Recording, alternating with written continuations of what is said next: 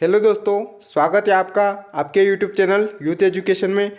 आज हम पढ़ेंगे साइंस 1000 टारगेट सीरीज़ के अगले 50 प्रश्नों को, जो कि यह हमारा छठवां वीडियो होगा। इसमें हम कवर करेंगे 251 से 300 वाले प्रश्नों को।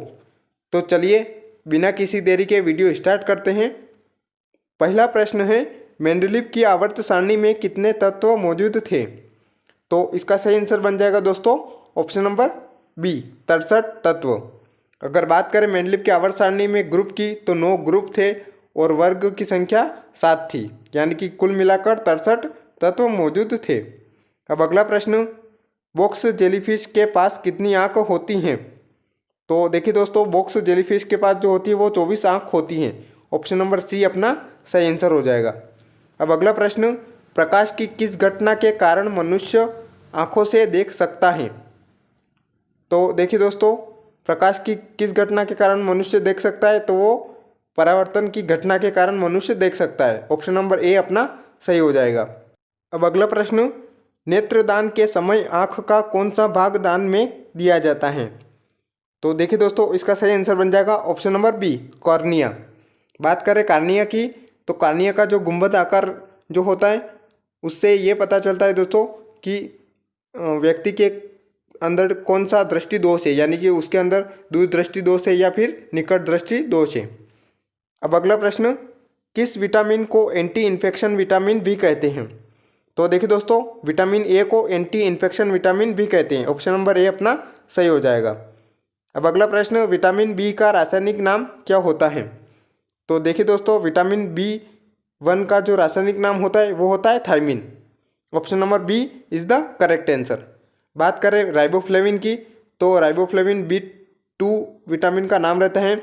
बात करें नियोसिन की, तो नियोसिन B3 का नाम रहता है। और बात करें पेराडाइक्साइड की, तो वो B6 का नाम रहता है। अब अगला प्रश्न, पृथ्वी की घूर्णन गति क्या है? तो देखिए दोस्तों, पृथ्वी की घूर्णन गति की बात करें तो वो रहती है 28 किलोमीटर पर minute. Option number A is the correct answer. अगला प्रश्न, किस विटामिन के कारण मनुष्य की त्वचा और होंठ फट जाते हैं? तो देखिए दोस्तों, इसका सही आंसर बन जाएगा option number B, vitamin B2।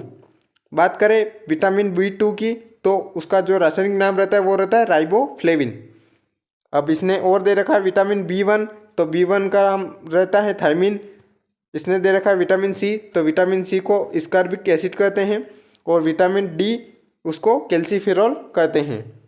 अब अगला प्रश्न, हथेली पर रखने पर निम्न में से कौन सा तत्व पिघल जाएगा?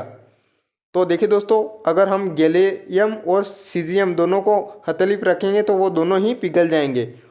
तो अपना सही आंसर बन जाएगा ऑप्शन नंबर सी, उपयुक्त दोनों। अब अगला प्रश्न, कौन सी अक्रिय गैस समुद्री गोताखोरों द्वारा श्वसन के लिए वायु में उपस्थित नाइट्रोजन के स्थान पर उपयोग की जाती है? तो देखिए दोस्तों, इसका सही आंसर बन जाएगा option number D, helium. Helium को जो समुद्री गोताखोर रहते हैं वो श्वसन के लिए जो वायु में उपस्थित नाइट्रोजन के स्थान पर हीलियम गैस को उपयोग में ली जाती है। बात करें हीलियम की, तो उसका संकेत चिन्ह रहता है He करके रहता है। और उसके परमाणु क्रमांक की बात करें तो वो 2 रहता है। और परमाणु जो बाहर रहता है हीलियम का वो रहता है 4। अब अगला प्रश्न, प्लास्टर ऑफ पेरिस का रासायनिक सूत्र क्या होता है? तो देखिए दोस्तों, प्लास्टर ऑफ पेरिस का रासायनिक सूत्र होता है CaSO4.1/2H2O, यानी कि ऑप्शन नंबर बी। ठीक है, अपना ये सही हो जाएगा। बात करें इसके जो रासायनिक नाम होता है तो वो होता है कैल्शियम सल्फेट हेमेहाइड्राइड। एक दे रखा है दोस्तों इसने CaSO4.2H2O। तो देखिए दोस्तों, उसका रासायनिक नाम जो होगा वो होगा कैल्शियम सल्फेट डाइहाइड्रोक्साइड। ठीक है, आपको इसमें कंफ्यूज नहीं होना है। प्लास्टर ऑफ पेरिस का सूत्र बन जाएगा ऑप्शन नंबर बी, अपना सही हो जाएगा। ठीक है, अब अगला क्वेश्चन, चूना पत्थर का रासायनिक नाम क्या है? तो देखिए दोस्तों, चूना पत्थर का जो रासायनिक नाम होता है वो होता है calcium carbonate. Option number C is the correct answer. बात करें कैल्शियम क्लोराइड की, तो कैल्शियम क्लोराइड का सूत्र बन जाएगा CaCl2। बात करें कैल्शियम ऑक्साइड की, तो कैल्शियम ऑक्साइड का बनेगा दोस्तों CaO। कैल्शियम कार्बोनेट की बात करें तो कैल्शियम कार्बोनेट का सूत्र बन जाएगा दोस्तों CaCO3। और बात करें कैल्शियम सल्फेट का तो कैल्शियम सल्फेट का बन जाएगा CaCO4। बढ़ते हैं अगले प्रश्न पर। अगला प्रश्न है सीमेंट की खोज किसने की? तो देखिए दोस्तों अपना सही आंसर बन जाएगा ऑप्शन नंबर सी, जोसेफ ऑस्पर्डिन ने। एक वैज्ञानिक और का नाम दे रखा है एल्बर्ट मैग्नस। तो देखिए दोस्तों एल्बर्ट मैग्नस ने आर्सेनिक की खोज की थी।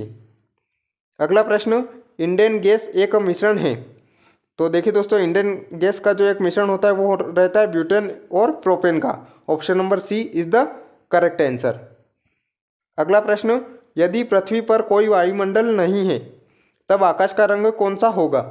तो देखिए दोस्तों उस समय जो रहेगा वो आकाश का रंग काला दिखाई देगा। Option number B is the correct answer. अगला प्रश्न, प्रकाश सीधी रेखा में चलता हुआ प्रतीत होता है क्योंकि?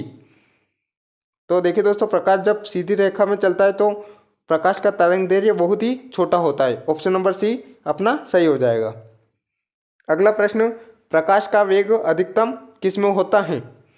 तो प्रकाश का वेग जो रहता है वो दोस्तों निर्वात में बहुत ही ज़्यादा रहता है। बाकी हीरे, पानी और हाइड्रोजन इसमें अपनी अनुसार इनकी जो घनत्व रहता है उसके हिसाब से रहता है। बाकी निर्वात में सबसे ज़्यादा प्रकाश का वेग रहेगा।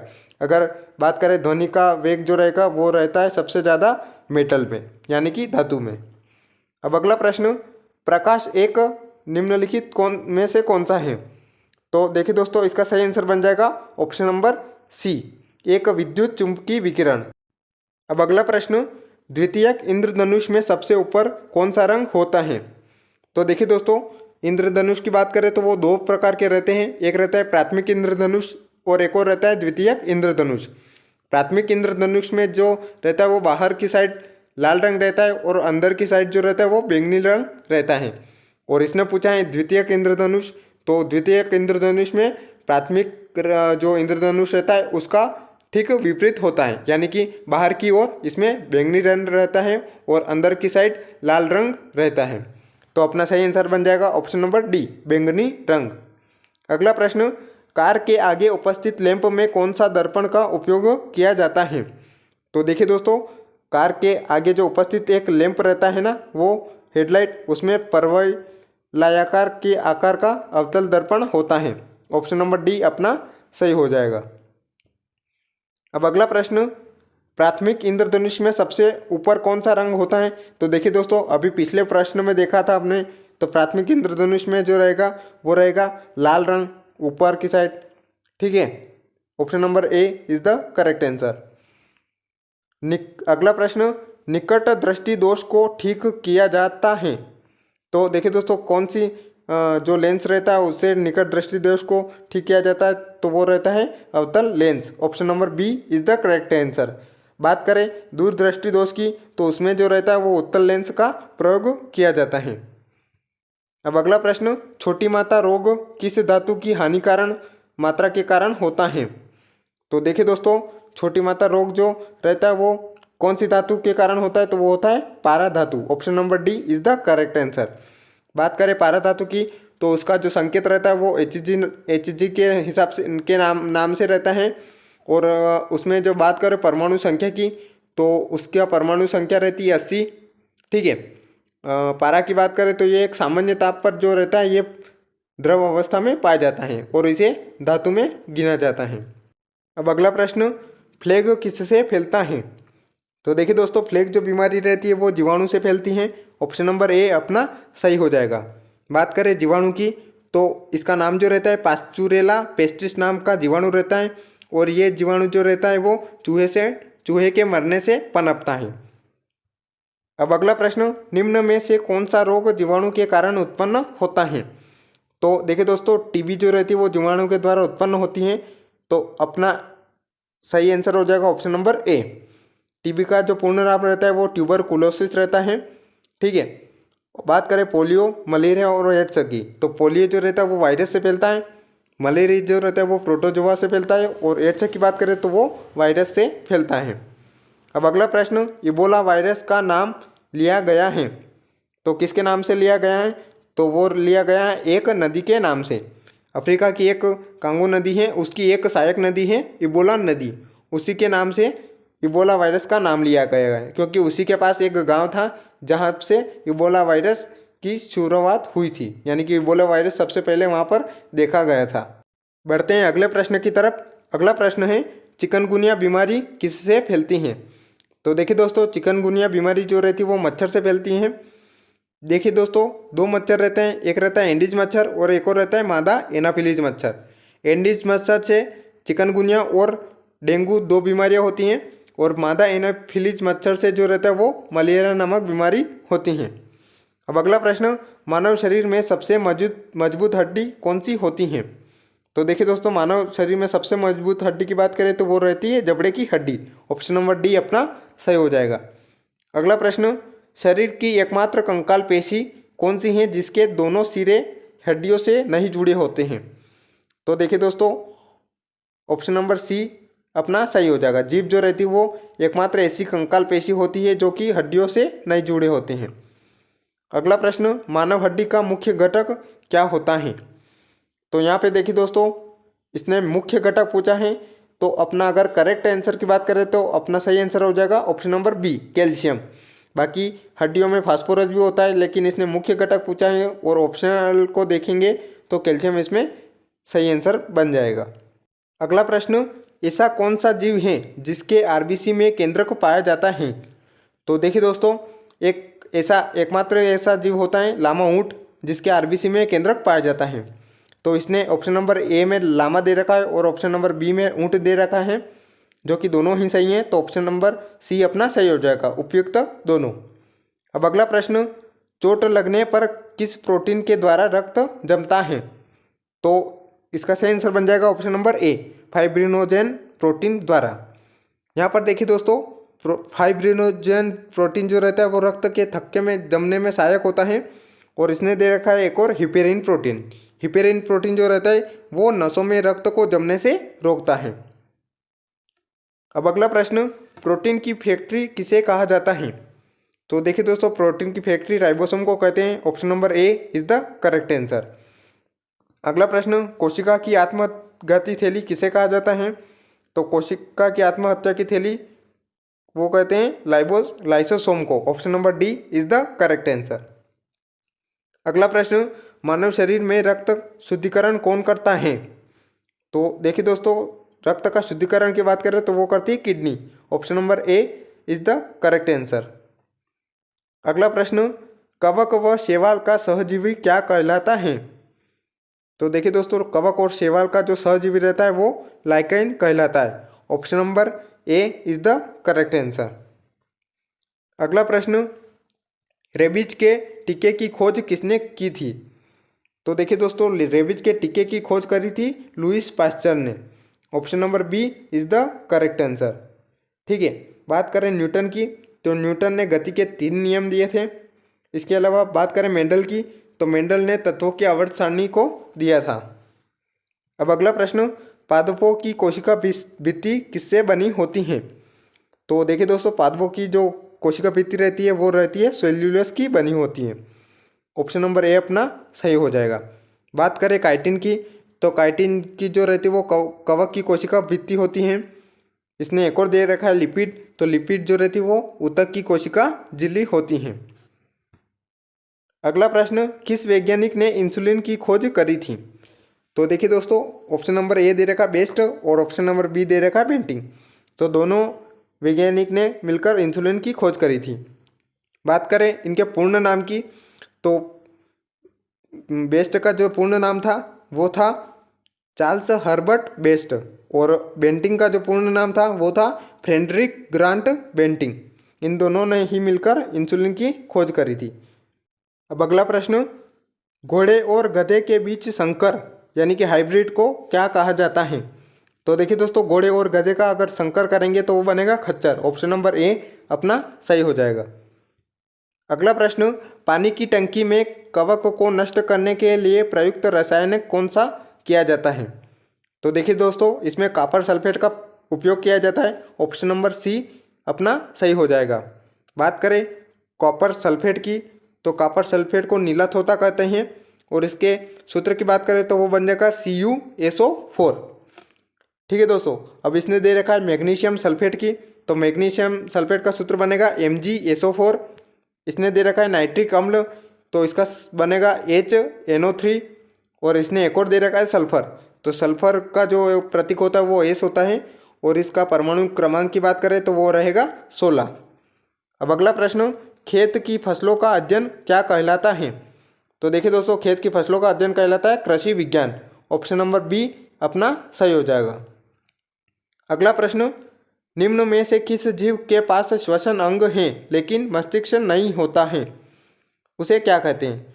तो उसे कहते हैं स्टारफिश। ऑप्शन नंबर बी अपना सही हो जाएगा। उसके पास श्वसन के लिए अंग होता है लेकिन उसके पास मस्तिष्क नहीं होता है। ये समुद्र में रहती हैं स्टारफिश। अब अगला प्रश्न, श्वेत फ्लैग को आमतौर पर किस नाम से जाना जाता है? तो देखिए दोस्तों, श्वेत फ्लैग को जो रहता है वो उसे क्षय रोग के नाम से जाना जाता है, यानी कि खांसी के नाम से जाना जाता है। Option number B is the correct answer. अब अगला प्रश्न, प्रकाश संश्लेषण वनस्पति कोशिका में कहाँ पर स्थित होता है? तो प्रकाश संश्लेषण जो रहता है वो वनस्पति कोशिका में क्लोरोप्लास्ट में उपस्थित होता है। ऑप्शन नंबर बी अपना सही हो जाएगा। बात करें क्लोरोप्लास्ट को की, तो उसे हरित लवक के नाम से भी जाना जाता है। अब अगला प्रश्न, किस पोषक तत्व की कमी से आँखों की बीमारी यानी कि रतौंधी रोग हो जाता है? तो देखिए दोस्तों, इसका सही आंसर बन जाएगा option number C vitamin A. आपने पढ़ा होगा कि रतौंधी जो रहती है वो विटामिन ए की कमी से होता है, तो यही हो जाएगा अपना सही आंसर ऑप्शन नंबर सी। बढ़ते हैं अगले प्रश्न पर। अगला प्रश्न है, हीमोग्लोबिन और मायोग्लोबिन दोनों के गठन के लिए किसकी आवश्यकता होती है? तो देखिए दोस्तों, हीमोग्लोबिन और मायोग्लोबिन की गठन के लिए जो आवश्यकता होती है वो रहती है आयरन की। ऑप्शन नंबर डी अपना सही हो जाएगा। अब अगला प्रश्न, मानव शरीर की सबसे छोटी पेशी कौन सी होती है? तो देखिए दोस्तों, मानव शरीर की सबसे छोटी पेशी की बात करें तो वो रहती है स्टेपिडियस। स्टेपिडियस जो पेशी रहती है वो कान में पाई जाती हैं। ठीक है दोस्तों, दे रखा है इसने, अगला दे रखा है फीमर। फीमर जो रहती है वो जांघ की हड्डी होती है। एक दे रखा है इसने कपाल हड्डी। कपाल हड्डी को देखिए दोस्तों खोपड़ी की हड्डी कहते हैं दोस्तों। टिबिया हड्डी दे रखा है इसने, तो टिबिया जो हड्डी रहती है वो पैर में पाई जाती है। अब अगला प्रश्न, बेरिएट्रिक सर्जरी किसी व्यक्ति के किसमें परिवर्तित करते हैं? तो देखिए दोस्तों, बेरिएट्रिक सर्जरी जो रहती है उसमें क्या होता है दोस्तों कि इसमें ऑपरेशन के जरिए अधिक वजन वाले व्यक्ति यानी कि मोटापे से जो ग्रसित होते हैं लोग, उनको कम करने में सहायता मिलती है।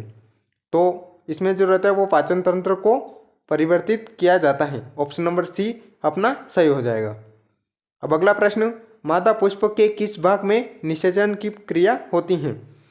तो मादा पुष्प के किस भाग में होती है? तो वो रहती है अंडाशय में। Option number B is the correct answer. तो देखिए दोस्तों, आज का वीडियो यहीं पर समाप्त होता है। मिलते हैं बहुत ही जल्द अगले वीडियो में। तब तक के लिए जय Hind and thanks for watching.